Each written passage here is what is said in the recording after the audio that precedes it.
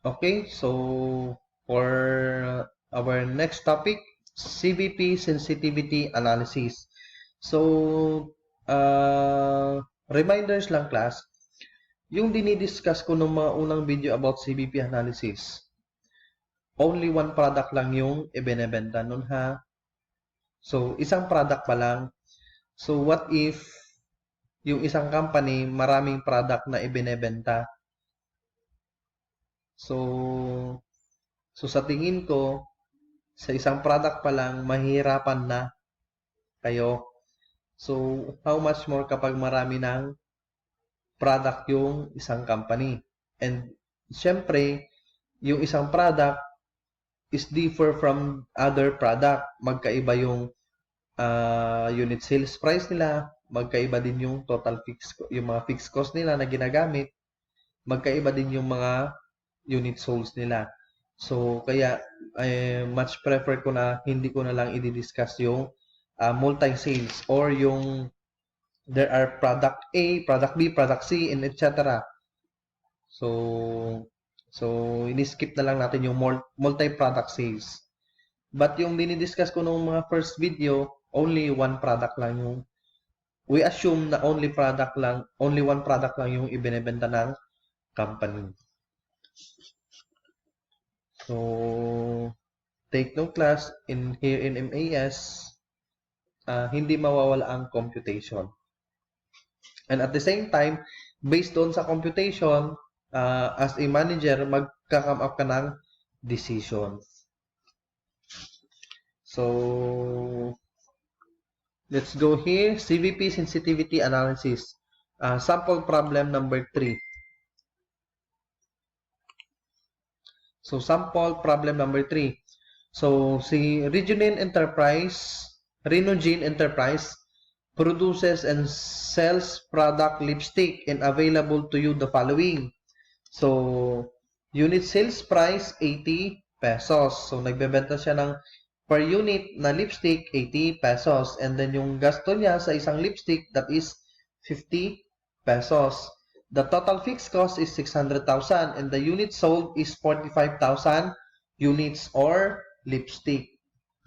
And now, what would be the new CMR or BEP pesos or break-even point in peso and operating profit? B, if case A, unit sales price increased by 20% or patataasan yung unit sales price. Case B, unit variable cost increased by 10%. Case C, total fixed cost decreased by 450,000. Case D, unit sold increased by 20%. Case E, unit sales price increased to 100, unit variable costs increased by 15%, and total fixed cost increased by 5%. So, saan dito sa limang ito na case ang much prefer ng Renogene Enterprises? So, dito na tayo. Solutions and discussions. So, unit contribution margin is 30 pesos. That is 80 pesos less 50 pesos. The old CMR and BEP peso and operating profit are, so CMR, that is 37.5%. And the break-even point in pesos, that is 600,000 divided by 37.5. So, nag-come up tayo ng 1,600,000. And then, the operating profit, so contribution margin, which is 45,000, multiplied by 30 pesos, 1,350,000, less the fixed cost, 600,000. So, nag-come up tayo ng operating profit na 750,000. Take note class, itong solution and discussion, this is the original. Ha? So, ibig sabihin, wala pa itong limang ito. So, kapag magko-compute tayo ng limang ito, dito natin ibabangga or dito natin i-compare kung saan sa lima ang mas dapat na gawin ng Renogene Company. So, here we go. The new CMR, break-even point in peso, and operating profit are shown below. So, sa case letter A, So, ano daw ang gusto sa case letter A? Unit sales price increased by 20%. So, patataasan ngayon yung presyo ng 20%. So, how to compute? Unit sales price, ito yung original na 80 pesos, patataasan ng 20%. Right? Or, in shortcut, 80 pesos times 120%. The same lang yung class ha, huwag kayong ma-confuse.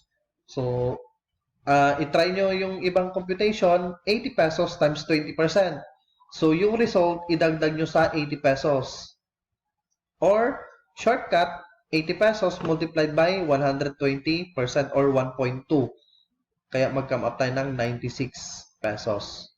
So, yung bagong unit sales price is 96 pesos per lipstick. So, unit variable cost, 50 pesos. Unit contribution margin, 46 pesos. So, how to compute for the CMR? Diba? Unit contribution margin or contribution margin divided by sales or unit sales price. Kaya, 47.92%. Break-even point in pesos. How to compute? Fixed cost divided by contribution margin rate. Kaya, nag-come up tayo ng 1,252,087 pesos. So, sa operating income naman, contribution margin less the fixed cost, operating income, 1,470,000. So, the same process up to letter E. Kaya, sundan nyo lang yung assumptions natin, which is, dito class, case B. So, sa case B, unit variable cost increased by 10%.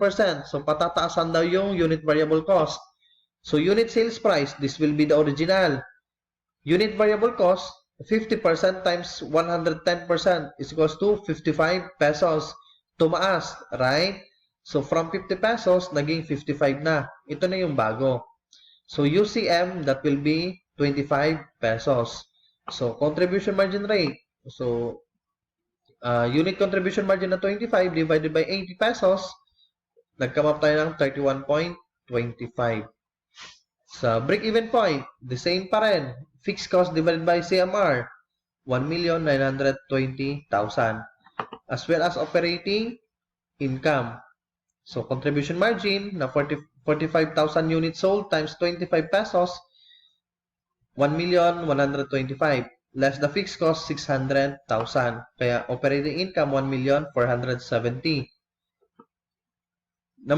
Letter C, case letter C. Anong dapat mangyari sa case letter C? So, total fixed cost decreased to 450,000. So, from 600 daw class, from 600,000 na total fixed cost, magiging 450,000 na lang. So, let me remind you class ha. Ang sabi dito, decrease to. Meron ding kayong mababasa na decrease by. Let's say, for example, total fixed cost decreased by 450,000. So, magkano na lang yung magiging fixed cost? That will be 150,000 na lang. So, yun yung pinagkaiba ng decrease by at saka decrease to. Ibig sabihin ng decrease to, from 600, magiging 450 na lang. Yung decrease by naman, yun yung total na ibababa. Naintindihan? So, huwag kayo ma-confuse ha. Baka sa sunod mag-quiz tayo, may problem kayo mabasa na ganon, na malito na kayo. So, case letter C. So, anong mangyayari sa case letter C? Fixed cost magiging 450,000. So, i-edit natin.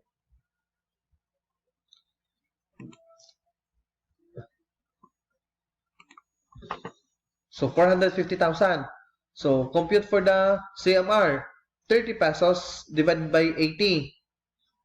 That is 37.50. So, BEP and break-even point in sales, 450,000. This will be the new fixed cost. Divided by 37.50. So, nag-come up tayo ng 1,200,000. Next, how to compute for the operating income? 1,350,000 less the fixed cost, operating income of 900,000.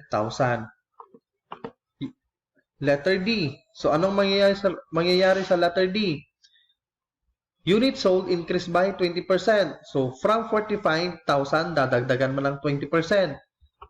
So, units sold 45,000 times 120% is equals to 54,000.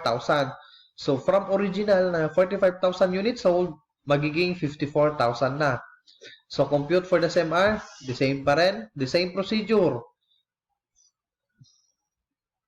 Break-even point in sales, or in pesos rather, 600,000 divided by 37, so 1,600,000. Compute for the operating income, 54,000. So, dito na tayo magbe-base sa 54,000 times 30 pesos, 1,620,000. So, the fixed cost, 600,000. Operating income, 1,020,000. Last case, letter E. Ang mangyayari daw sa letter E is si unit sales price tataas to 100. So, from 80 pesos, magiging 100 na. Unit variable cost increased by 15%. And the total fixed cost increased by 5%. So, this will be the effect. Sa unit sales price, 100. Less unit variable cost. Si unit variable cost, tataas daw ng 15%. Kaya naging 57.50. So, na-come up tayo ng unit contribution margin na 42.50. So, CMR, compute for the CMR. 42.50 divided by 100. Kaya na-come up tayo ng 42 and 50%. So, break-even point. So, 630,000. Ito class, oh. Kasi nga, tataas daw yung fixed cost ng 5%. So, 630,000 divided by 42.50%, 1,482,353. So, as well as operating income, contribution margin less the fixed cost, operating income na 1,282,500. And now, dito class, ano ang mas prefer ng Renugene Enterprises? Ano yung pipiliin niya? Case A, B, C, D, or E? So, kung kayo ang tatanungin class, kung kayo yung may-ari ng business, ano yung pipiliin nyo doon sa 5? From case A to E.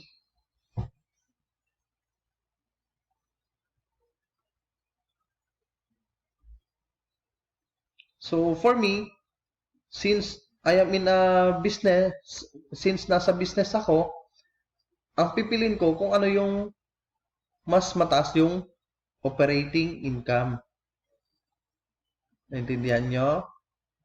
So, either case letter A or case letter B. Kasi tingnan nyo class, my income will be 1,470,000. I-compare mo yung doon sa original niya. 750,000. Ito yung original. Naintindihan nyo? Ito yung original niya. Nagbebenta siya at 80 pesos. Yung variable cost niya at 50 pesos. Fixed cost, 600,000. But the unit sold, 45,000. So, ang operating income niya is only 750. This is the original. Pero, dahil sa 5 case na ito, if i-implement ko yung case letter A, magka-come up kan ako ng operating income na 1,470,000. Right? If yung letter B naman ang i-implement ko, it's the same result, 1,470,000. If yung letter C, 900,000 lang. So, kahit na 750 yung original, pero konti lang yung itinaas doon sa operating income ko. So, hindi pa pwede ang letter C. While sa letter D naman, tumaas din yung income natin, 1,020,000. But not high as much as case letter A and B, as well as letter E. So, take note class ha. So, if I am the manager, mas prefer ko yung case letter A and B. Kasi, mas tumaas yung operating income ng business. So, yun yung sinasabi doon, class. Yun yung sinasabi ko kanina na Sa sensitivity